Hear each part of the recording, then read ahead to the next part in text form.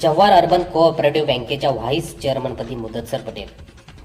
पालघर जिल्ह्यातील Jawhar urban cooperative बँकेच्या निवडणुकीत मुदतसर पटेल यांची उपाध्यक्षपदी बिनविरोध निवड झाली. या निवडीबद्दल कुडूस येथील पत्रकार संघाच्या कार्यालयात पत्रकार संघाच्या वतीने शुभेच्छा व सत्कार समारंभाचे आयोजन करण्यात आले होते. ग्रामपंचायतीचे उपसरपंच भूषवल्यानंतर आता जव्हार अर्बन कोऑपरेटिव्ह बँकेच्या उपाध्यक्षपदाची जबाबदारी मिळवली आहे. या अगोदर बँकेत संचालक व ग्रामपंचायतचे उपसरपंच या दोन्ही पदांवर काम करताना त्यांनी आपली जबाबदारी चोखपणे पार पाडल्याबद्दल उपस्थितांनी त्यांचे कौतुक केले. निवडीनंतर कुडूस येथे परिसरातील पत्रकार, नागरिक, युवक, पदाधिकारी व हितचिंतकांच्या वतीने त्यांचा सत्कार करून शुभेच्छा देण्यात आल्या. युवा नेतृत्वातून बँकेच्या कामकाजात आधुनिक विचार, पारदर्शकता आणि तरुणांना अधिक आर्थिक संधी मिळण्याची अपेक्षा व्यक्त करण्यात आली.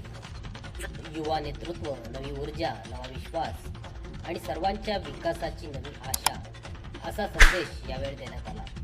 यावेळी मनोगत व्यक्त करताना मुदतसर पटेल यांनी यापुढील काळात बँकेचा कारभार अधिकाधिक पारदर्शक ठेवण्यावर भर दिला जाईल. तसेच पालघर आणि ठाणे जिल्ह्यात बँकेच्या जास्तीत जास्त शाखा कशा सुरू करता येतील यासाठी प्रयत्न केले जातील.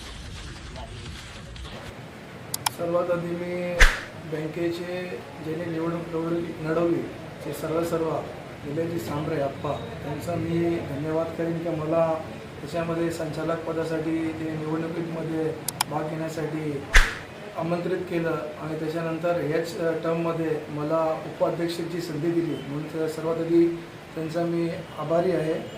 आणि खरोखर असा पण संचालक असताना जी आपली कामाची घोडदौड चालू होती त्याच्यापेक्षा पण आता जास्त पद्धतीने जिम्मेदारी वाढल्यामुळे आपण ती चालू ठेवू आणि नवीन शेतकऱ्यांसाठी, नवीन उद्योजकांसाठी पण त्याच्यामध्ये काय नवीन स्कीम आणण्याचा प्रयत्न करू आणि बँकेचे ब्रँचेस अजून मोठ्या प्रमाणे कसे वाढतील.